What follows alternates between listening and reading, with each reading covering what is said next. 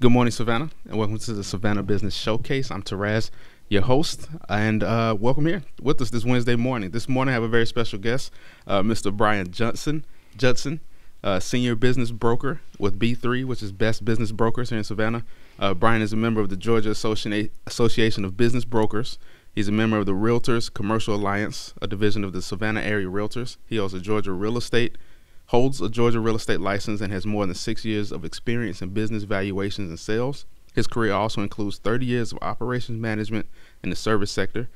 Brian's a past member of the Executive Council of the Downtown Business Association. He's acted in the Savannah Chamber of Commerce, the Small Business Chamber.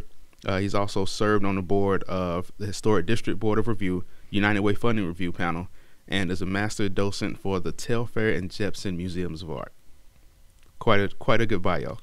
All right. So if you want to, outside of that, would you like to introduce yourself to the audience? Good morning, audience. I'm here to razz our host. My name is Brian Judson. I'm an 11-year resident of the South. My mother was a Southerner, so I was groomed long before I moved here. Good morning. Where was your mother from? She was born in Charleston. Okay. People always say, "Oh, your people are from Charleston." She lived in Biloxi, Mobile, New Orleans, Pensacola, St. Pete, all before she was 15 and moved to California. Grandpa was a merchant marine. Okay. All right. So she's a Southern through and through then. Yep. Okay. So, and you said you were from the Bay Area. Correct. Right. I was born in Walnut Creek, spent most of my life in Santa Cruz on the coast. Okay. What brought you to Savannah? Good taste, sir. Oh wait, I saved that answer for the residents. We took our equity and ran. It was economic. We Nice. chose Savannah for warm weather, bang for the buck, and most importantly, art and culture. We were quite attracted to the art scene here. As you mentioned, I served on the Historic District Board of Review. The architecture here is still just fascinating to me, an absolute love and draw. We came to visit, fell in love, had them build us a house, and moved the next summer. That's awesome. That's awesome. Okay. So on the weekends, sometimes I pedicab. So I give like little history tours. So what? Before we get into business, like what can you tell people about like one of the music? Like what's one of your favorite facts about Savannah? Favorite facts about Savannah. It's not actually the first planned community. New Haven, Connecticut, and Philadelphia were also planned about the same time, but it is the city which has most stringently adhered to its original plan. Okay, so I heard, so maybe you know the answers to this. I've heard that the squares were created as like buffers for like fires. Is that true or no? Well, they were largely public spaces. They had wells. They actually had outdoor ovens. You got to remember, in 1700s, houses didn't have a lot of these features. So it was, every square and every block around the squares had particular prescribed functions. Just like where we're sitting here, we've got the Jingle Bell Church facing the square. So you had monumental buildings, the governmental buildings, the churches and whatnot facing the squares on large monumental lots. You had larger homes, and then you had the smaller tithing blocks where service people and whatnot lived. Okay. That's pretty cool. Yeah, I love Savannah too, but because of the history. Because you can't get it like this anywhere else, really, in the world. No. I grew up in the world where things were defined by post-McDonald's and pre-McDonald's. That's true. That's true. Okay, all right, well, maybe we'll come back to that later because I'm interested in the history. But this is a business show, and the goal of the show is to inspire local business owners. So what do you do with Best Business Brokers, and how can you help the business people listening out there? I help people buy and sell businesses. My expertise is in manufacturing and service industry businesses. I counsel with sellers frequently years before they're ready to sell, talk to them about staging their business, talk about getting their financial house in order so that the business sells well. And then I help buyers evaluate different opportunities. It always comes down to the numbers, but I'm really interested in the people, the personalities, and their experiences. I always say I'm not in the business of pounding square pegs into round holes. So as much as people need to focus on the numbers, I also try to figure out what they're going to feel passionate about doing and what they see themselves doing 5 and 10 years down the road, because odds are that's going to increase their success chances. That's true. That's true. So do you work with people looking to buy a business more, or do you work with people looking to sell a business? I primarily start with the sell. Okay. We list, it's similar. I mean, we are licensed real estate agents. but that's the model that most people would be more familiar with. I develop a listing, we market it. It's very different than real estate in that everything has to be very hush-hush. We develop confidential profiles that go out. We obviously screen inquiries with non-disclosure agreements, project the business in its best light. Often buyers who inquire on business A, it isn't the right fit, and so then I'll pick up the ball and work with them and try to find them something that is a better fit. Got you. Okay, so there's not really a Zillow for business sales. Yeah. So like, no, sir. So how do you attract people? The largest business website is called Biz Buy Sell, and it probably is touched by about 85 or 90% of the people who buy businesses. Gotcha. I've always prided myself in thinking strategically. So a lot of times I will look up their supply chain or down their supply chain or laterally across their business and really think who would benefit from acquiring this business. Okay. And then I get proactive and reach out to them. Okay. So what made you want to get into this this business, the business of business? The business of business. When I came to Savannah, I had a little money in my pocket, and I had a 3-year-old daughter. And I'd been a good dad to my older kids, but I really didn't want to miss a single opportunity in her life. And so my goals were to find something interesting to do, find something where I had unlimited upper end in my earning potential, but I didn't require a base salary, and I didn't want anyone telling me where I had to be at any given time. I'm completely in control of my schedule. Awesome. Never missed a school play. Yeah, that's the goal, right? That's it. Yeah, I have 2 kids, and they've fortunately or unfortunately have been on shows with me. Already. They've been special guests. So I definitely get that. Okay, so advice for a person trying to sell their business. What should they do? What should they prepare? Get professional advice. Talk to your own accountant. Hopefully you've used a good one throughout the years and you aren't keeping all your own books. Get their 2 cents on what they feel the business is worth. And then, like I said, maybe sit down with a business broker who has a different opinion on it, because they'll be the one presenting it to a potential buyer. And go through the paperwork. The biggest thing is have your ducks in a row as far as paperwork. Okay, so everybody loves their business, especially if it's like one of their first ones, it's their baby. So like what should they value the most? Like how do they add up the valuation of the company? You got to set some of their emotion aside. You're very right. It is their baby. And it's often very difficult to get rational about that decision. So again, it comes down to numbers. To be candid, the mistake I see most often is people putting cash in their back pocket. And no one wants to pay more taxes than they have to. And I'm not an IRS agent, but the reality is they're cheating themselves. To pay a percentage every year in taxes is nothing compared to the multiple of that profit that you'll ultimately net in selling the business. So that would be one of the most common mistakes I see. And one of the most easily correctable. And it hurts. People don't want to pay taxes, but the reality is that money should be going on the ledger. You should be paying your taxes, and it will benefit you in the end because you'll get more for your business. Okay. What is so give me a failure story and a success story.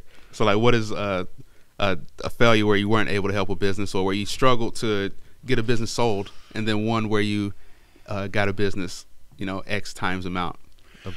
Well, I'm going to have to be real vague because even after the sale, a lot of things are confidential. Of course. I had a large distributor in the area who, again, there was an emotional attachment to the business that wasn't realistic. The owner was absentee and a family member was running it, perhaps not as efficiently as it should be. And they were running quite a bit of debt against the company. So an objective valuation put the valuation at X, where their debt factor was almost X. So even when I brought them in a reasonable offer, their expectations were to get more than we were asking for the business. A success story, this one happened out of the region, so I can talk a little bit more specifically. It was someone who was in a retail business. Again, they had an unrealistic understanding of their valuation, largely because they had done some leasehold improvements and thought those were their properties to sell when they were actually the landlord's properties. Gotcha. They weren't thrilled with the valuation we gave them. And I should stop right there and say I use the word valuation loosely. There are certified valuations analysts for whom I have nothing but respect. I give opinions of price. Okay. But that's where we start with a business. Okay. So the opinion of price I gave them on their business wasn't satisfactory to them. But again, I thought out of the box, and I found one of their wholesale vendors, and after getting them to sign non-disclosures, I said, have you ever thought about opening retail outlets? I was able to make that connection. Okay, that's awesome. Okay, so that was like 2x or like 3x? In that one, I think we ended up a little over 2x. Okay. Yeah. That's pretty good. That's awesome. You're obviously knowledgeable. That whole X factor is, it's a lot of business owners have read their books and they've got certain numbers locked in their head. The reality is, and I go used car salesman on people, I can tell you exactly what your business is worth because it's worth exactly what we get someone to give you for it. That's right. My role in all that is to understand, appreciate, and project all the wonderful things about someone's business that make them work the top of a range in their industry. But the reality is that in certain industries like retail, 2x is a stretch. You got to have a real strong business model, real strong track record, and a real lock on competition to command that kind of multiple. Whereas some service industries, depending on the percentage of business that is locked into contracts and or consistent renewal of business, you creep up above 4x. Okay. What so I understand it a little bit because I was a real estate agent for about 3 years. Okay. Yeah, so full disclosure. Yeah, full disclosure. So, and that was one of my favorite parts of real estate is like figuring out the price of a home and what I could sell it for and getting people to come in. So like what's your favorite part about what you do? Just connecting with the people. I mean, on the seller side, I'm truly inspired by the people who have built successful businesses from an idea or an opportunity, and the passion and drive. I don't know that I have the risk tolerance that some of these people do. Right. And you hear the 20-year story of where they've been and where they got to, and it's inspiring. I think a lot of times business people get a bad rap that they're just in it for the money, but when you talk about it's my baby, it goes beyond that too, because for most of these people, that's their legacy in the community. And even if their plan is to hightail it to Mexico the minute they get their check, they still care about what their business represents in the community. They care about their employees. They care about their vendor relationships. So to a person, I've seen that with just about every seller I've represented. I've never seen anyone be solely focused on the money and not have the integrity to really think down the road about how it impacted either the community or their employees. Do most people get their check and run, or do you think they get their check and reinvest it back into another business? Well, it depends on the age. I'd say most of my sellers are retirement, and either they don't have the children interested in the business or it's just not a good fit for the children. I do have the serial entrepreneurs who take that money and reinvest it. They're doing something else with it.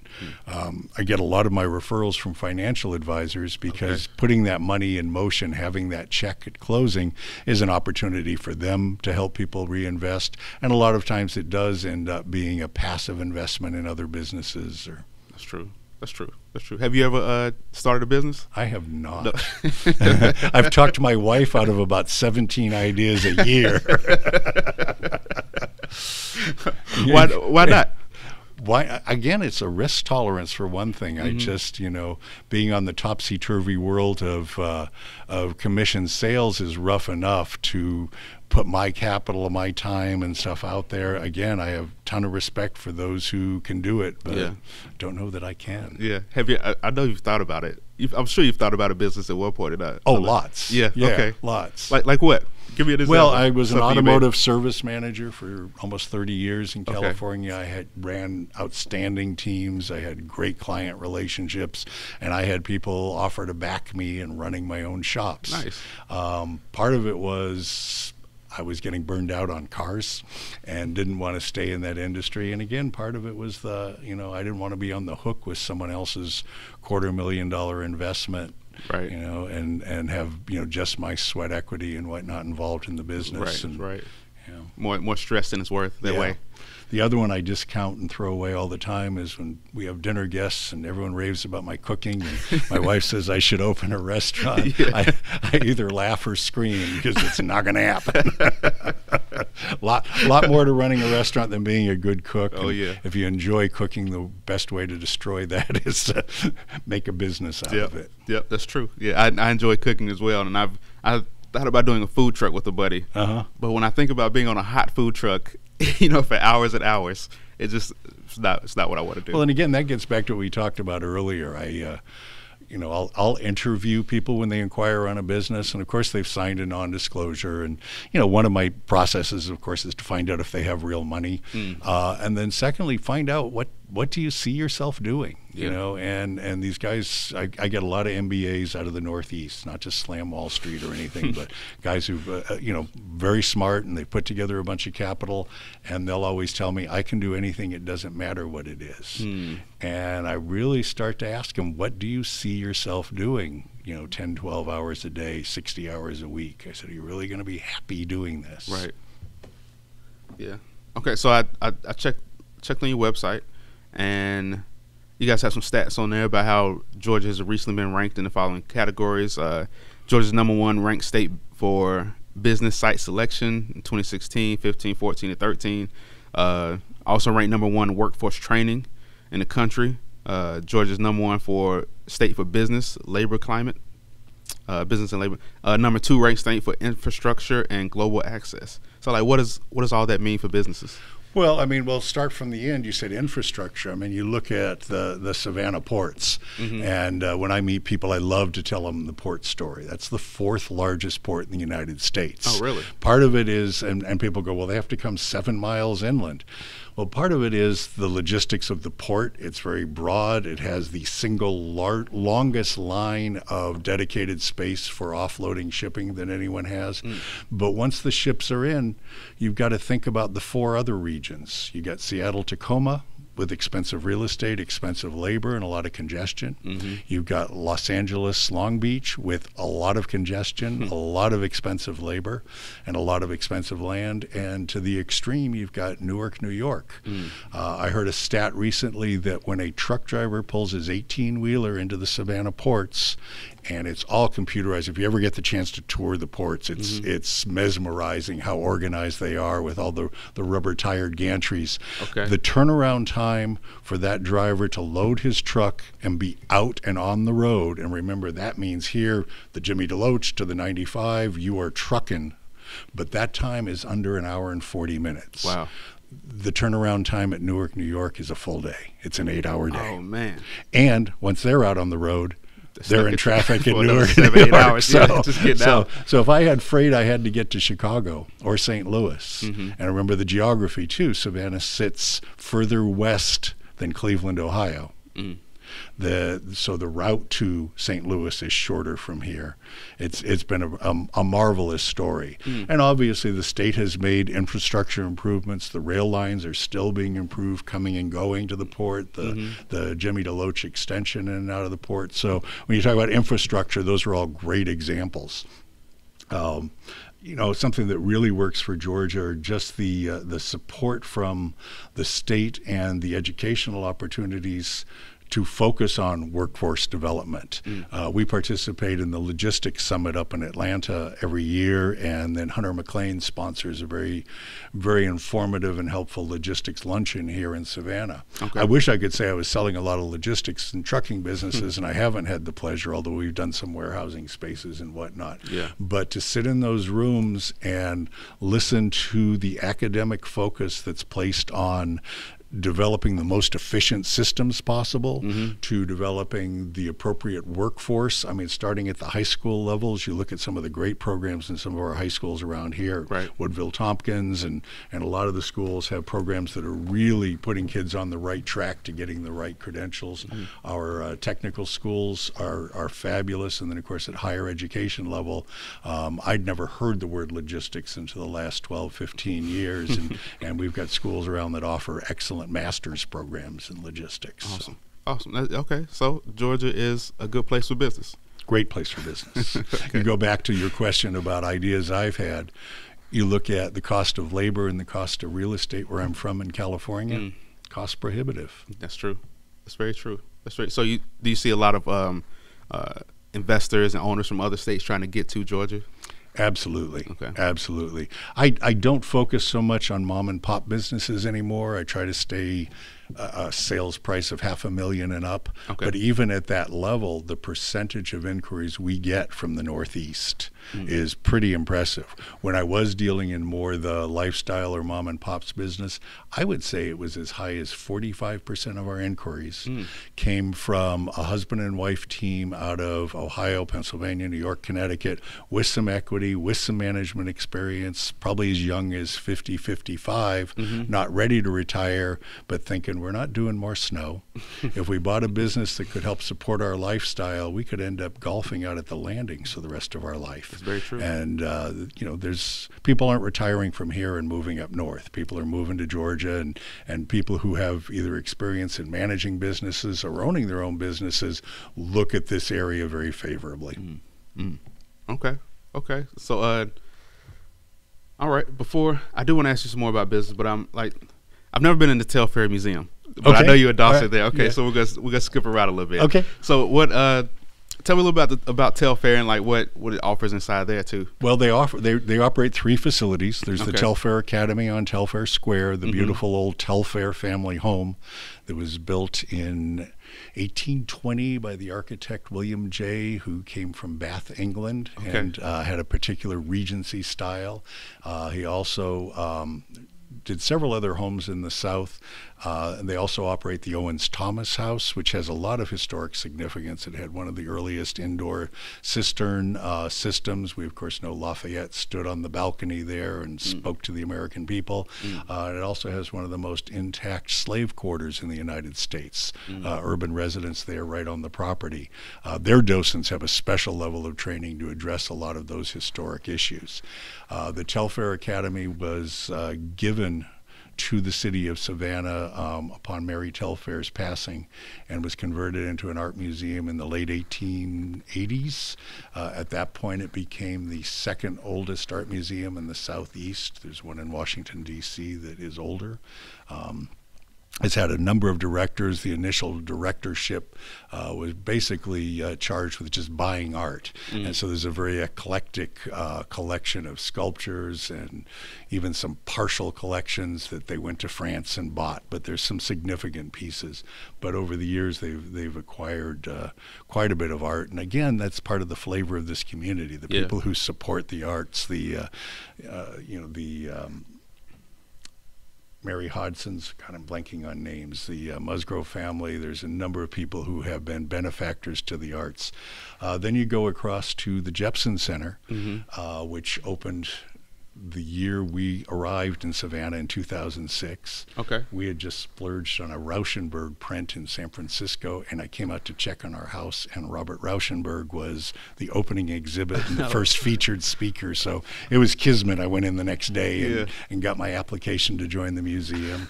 The architect there was Moishe Safdie, who's well known internationally for large public buildings. A lot of his work is in Israel. He's centered out of Toronto, Canada. He's done a tremendous number of significant buildings in Canada, including a structure called the Habitat that was at the 1967 Expo in Montreal. I keep seeing these projects where people recycle storage containers and stack them at different angles, and that always reminds me of that habitat he created in Montreal. Okay. Gotcha. But having been on the Historic Review Board, I know what a struggle it was to get that building approved. And the massive columns you see facing Telfair Square were the last concessions. That was originally going to be all glass, and they put the columns in to give it that more formal look that people felt was more befitting to the city of Savannah. Now, the one other significant thing about that building is it is on 2 lots. At street level, there is still the lane underneath the lots, respecting the Oglethorpe plan. The only place that's been obliterated is across the street at the Federal Building. But the bridge that goes from the north to the south will never be replicated. The Hyatt down on River Street has it, the Judson has it, and the MPC and the Historic Review Board and the city decided that won't happen again. They have too much respect for the original Oglethorpe plan, and we're not even going to circumvent it by building bridges across. What's interesting when you get inside the Judson is, unlike traditional older museums like the Telfair, the rooms aren't square, the light is indirect, the walls are curved. The space really lends itself to exciting kind of exhibits, very dynamic. There's a permanent collection there. The Kurt Vonnegut. Kurt Vonnegut is the name you said? No, I'm totally blanking. It's a prominent family name. Okay, but help me out. We'll edit that. Okay. And he had been the director of the Museum of Modern Art in New York City. And he died very, very young, in his 50s. And he touched so many careers that his wife, his widow, had reached out to people like Jasper Johns and Rauschenberg and a lot of very significant 20th century artists. And they each donated an original piece to the museum. And that kind of comes out of hiding at different intervals. But that collection is one of the most impressive modern art collections in the country, in my opinion. That's amazing. Okay, so it seems like you have a very, you have a love for art. I do, and the Telfair and Judson provided me with an opportunity I'd never had. I never took art appreciation. I was lucky enough to marry an artist. We've spent a fair amount of our middle-class income on collecting art, but when I was able to do the docent training program, that was my art appreciation. That was my art history training. I got a lot from that experience. That's awesome. That's awesome. Yeah, I'm interested in it because I'm learning more about the history of Savannah, doing the tours and doing the petty cabinet around the city. Kurt Varnado. I apologize to his family for not having got that right the first time. I'm sure you're fine. Okay, so have you seen any business opportunities for art in Savannah, or is there a business community around art? Oh, there certainly is. I mean, to start with, where I lived in California was, tangential to what's now called Silicon Valley. When I grew up, it was still called San Jose. And even then, it was a city of more than 1 million people. And I don't think it has a quarter of the galleries, an eighth of the number of galleries that the little city of Savannah has. If you talk to any of these gallery owners, they'll all moan and groan and tell you they're not making any money, but they're paying rent and they're keeping their doors open. So there's a business community to support that. Going a little further south in the community, you look at the Starland District and what Clinton Edminster and some of the other people have done with the Starland District and the emerging art scene down there. Yeah, I think there's very much a business around art. The other thing I see is that a lot of the businesses here recognize art and support art and put art in their buildings.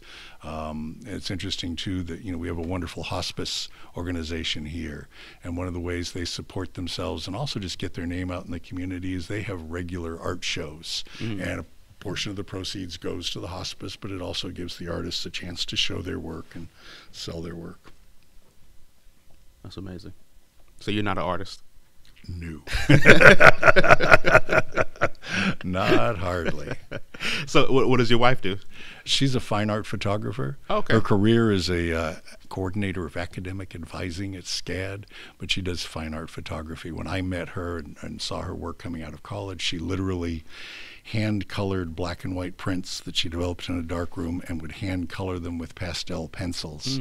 Then somebody invented Photoshop, and she's become a master of that, but she just has a fabulous eye for capturing images. That's awesome. That's awesome. SCAD has made a lot of improvements in Savannah, right? The more I'm learning about the city. When I was on the Historic Review Board, we would pretty much jump for glee every time we saw one of their proposals. Arnold Hall down on Bull Street's a great example. An old school, might well have hit the wrecking ball. Was certainly not going to get utilized in any other capacity. SCAD comes forth. They save the building. They do a monumental job of restoring it. If you've ever been in there, there's a gorgeous auditorium. There's beautiful inlaid floors throughout the place. They just recently dedicated 10 reliefs of significant women in Savannah history. They honored Nancy Lewis of the J.C. Lewis family for her contributions to the medical centers around here. They honored Mary Musgrove. They went all the way back through history, but there's some beautiful reliefs to the women who've made a contribution in Savannah. But and to be frank, I was on the board when the economy wasn't so strong in 9 and 10, and a lot of proposals we saw never happened, and we knew that SCAD would pull through and actually do them. So that was exciting. So yes, they've contributed a lot to the city. Awesome. Good. Awesome. Well, I'm glad to be a part of Savannah, and I'm glad that you were able to be a part of Savannah as well. We're excited. We love it here. Yeah. Okay. All right. Well, that's it for right now. We're going to take a quick break. Come back with more from Brian Judson of the senior business broker at Best Business Brokers, or B3. We'll be back in just a minute with the lightning round. See you guys in a second. And we're back. Once again, I'm here with Brian Judson of Best Business Brokers here in Savannah, and we're going to put him through the lightning round. All right, are you ready? More coffee? Yes. What did you want to be as a kid, and how does that relate to your current business? I think I always assumed I was going to be a lawyer, and I was about to take my LSATs, and I was given an opportunity in automotive dealership management, and I never finished my BA. I have a lot of respect for lawyers. How have you approached failure in life? Basically keep going. I'm a sensitive enough person. I'll always brand myself as a failure. And so I think a lot of times first step is to separate circumstance from character and realize that I'm not the sum of events that have happened in my life, and then go work out, blow off some steam, and keep going. Who influenced you early in life, and who's your mentor now? I was blessed with a wonderful dad. Big gentle man who had a very rough life with the Depression and active duty in World War II and Korea. And I was, both he and my mom instilled character. Who's your mentor now? Boy, I find so many of them. There's so many successful people around Savannah. I try to tap into them whenever I can see them. And quite frankly, a lot of them are younger than I am. I see people doing inspiring things, so I don't turn away any mentorship. Do you have kids, and what are you going to teach your children about business? Well, my 35-year-old son could teach me. He is one notch below the CFO at a Fortune 500 company and managing a team of 12 MBAs and CPAs, so can't teach him anything. Yeah, pretty impressive. My 30-year-old daughter has a wonderful eye for creativity. She has her own jewelry line, and we are at square one and teaching some business principles to make sure she's accounting for her costs and managing her creative outlet as a business. And I've got a 14-year-old daughter whose strengths really lie in her personality and presentation, trying to talk her into the user experience design major at SCAD because she can go for free and she has coding skills, but she'll of course want to go to UGA or somewhere out of town. What have you had to sacrifice in order to start your business? Or I guess get into your business? Income, the safety net of regular income. What's the one thing in your business that drains you of energy, and what's the one thing that excites you? I get excited by each new prospect. I frequently will tell sellers that one of my first steps is to sell myself on the business. If I can't honestly see it as a good opportunity, whether the numbers are right or not, if I don't see it as something viable, if I don't see it as something that's going to be around in 5 years.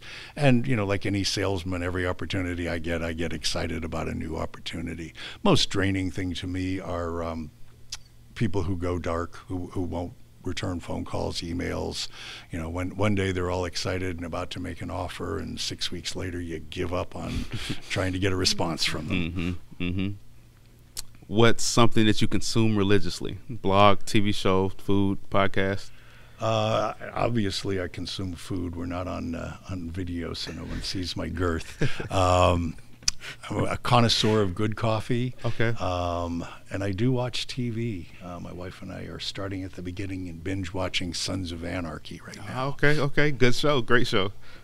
So, pause for a second. So, what's a good coffee to start with? Because I'm not a coffee drinker. I'm a light roast person. Okay. They have a little less acid. I find them easier on my stomach. I actually only have 1 cup a day. I brew one, I think it's a 20-ounce mug I have. Mm-hmm. But it's a lot easier on my stomach. It's a little higher in caffeine. Mm-hmm. I love Perk. I love Savannah Coffee Roasters. I love some of the artisans that are doing things here in town. And when I have the money, I still import an Indian Malabar bean from Santa Cruz Coffee Roasting in California. There's nothing like it for me. Okay. I'll write those down later. What's something most people don't know about you? In my automotive career, I used to run a high-performance Porsche, Ferrari, and Lamborghini shop, and I've broken the law almost on a daily basis at over 100 miles an hour, and I've driven over 180 miles an hour on public streets. So. Okay, all right, nice.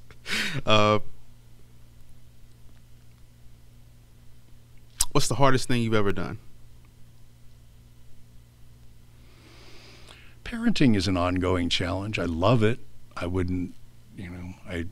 absolutely love being a dad. I looked forward to having yet another child later in life. I was 50 years old when she was born, but to do it conscientiously is a challenge. Mm-hmm. I've been blessed with 3 wonderful children and great partners in doing it, so it hasn't been hard in any real adverse condition way, but to really give it your focus and intention, it's not a light duty. Mm-hmm. I love being a dad as well. Probably the best part of my life. Yeah. When I lived in Chicago, there's a group called the Chicago Dads Group, and there were like 500 guys in there, just stay-at-home and active fathers. So I joined the group, and we did a lot of stuff together. It was a lot of fun. How old are your kids? 5 and 1. Wow. Yeah. Good for you. My wife wants more. So Long, wonderful road ahead. What did you do growing up that got you into trouble? I ran away from home when I was 13. We hitchhiked almost 1,000 miles. Get out of here. Gone for 5 days. I had a wonderful home life, but my best friend didn't, and I went along to support him. That's amazing. That's a movie. What do you miss most about being a kid?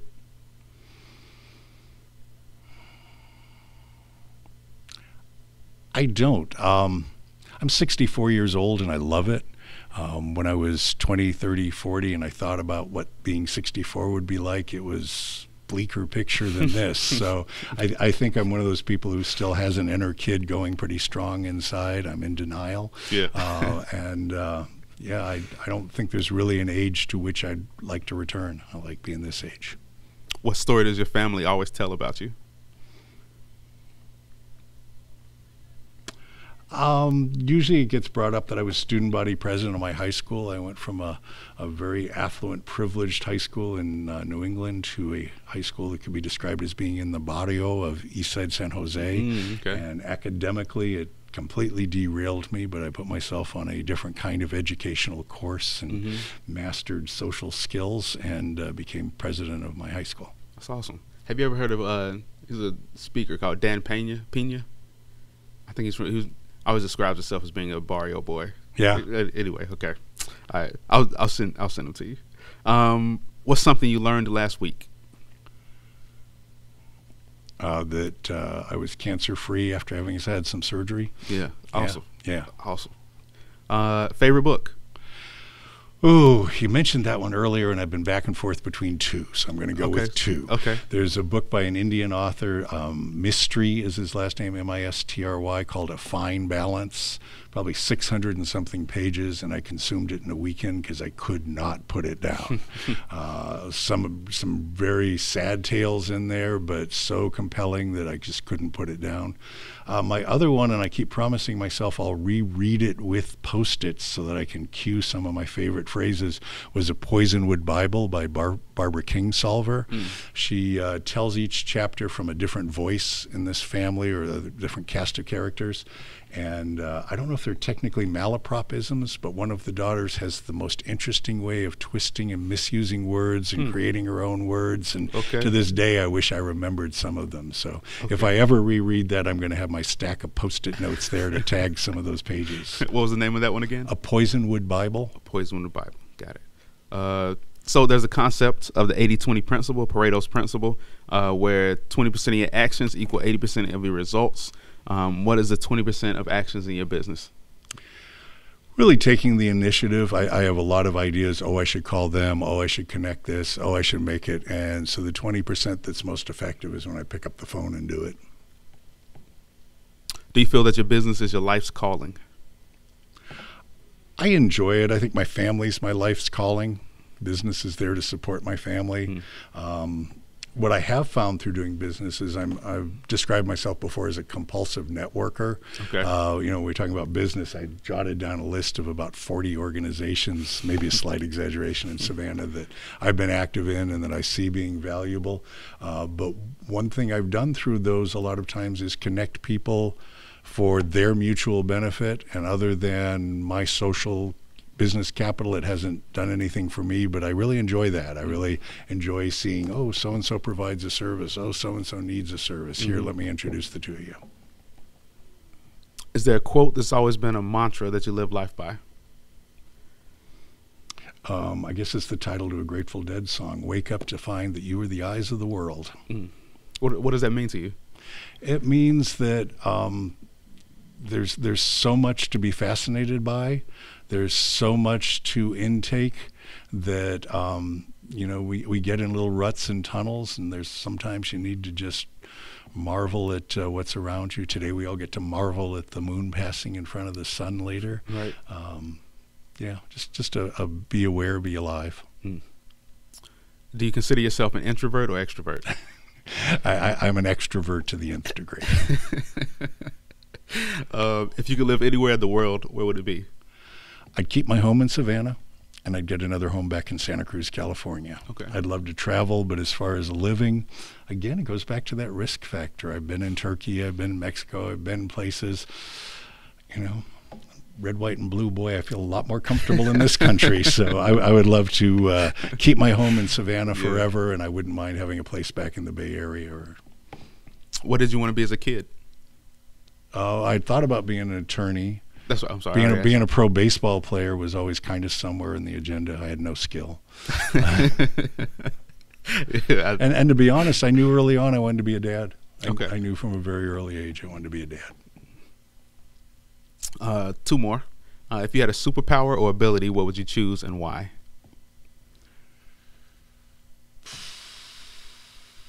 I guess flying would be a heck of a lot of fun. I've soloed airplanes. I know what it's like to be up there and looking down.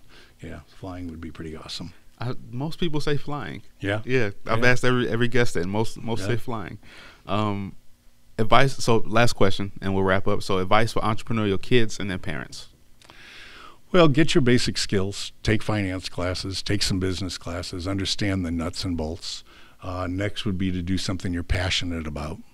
And the one area we didn't go to in this discussion, but I didn't know what the word networking meant until I moved to Savannah. And there are so many opportunities here and beyond the traditional chamber and small business chamber and downtown business association SODA. The other place to look for networking, and it's really valued in this town, is volunteerism. I've mentored a number of people who've moved to Savannah and wanted to grow their business or grow their stake in the town. And that's one of the first things I tell them. I said, just, for me, when I became a docent at the museum and I got on the historic review board, and people would ask me, well, have you lived here a long time? And at that point, I'd lived here a year or two. People were impressed that I was taking stock in this community, that I was investing my time and energy into this community. I remember one year I had the pleasure to serve at one of the big Thanksgiving dinners out in the park, and I looked around, and there were millionaires with their sleeves rolled up. And, so if you want to get to meet people in this town, that'd be a piece of advice, is just get out and volunteer. Plus, you feel good about yourself. Yeah, that's true. That's a really good point. Really good point. Okay, so how has networking been? Well, I assume I know the answer, but I'm sure, how's networking been helpful to you in your business?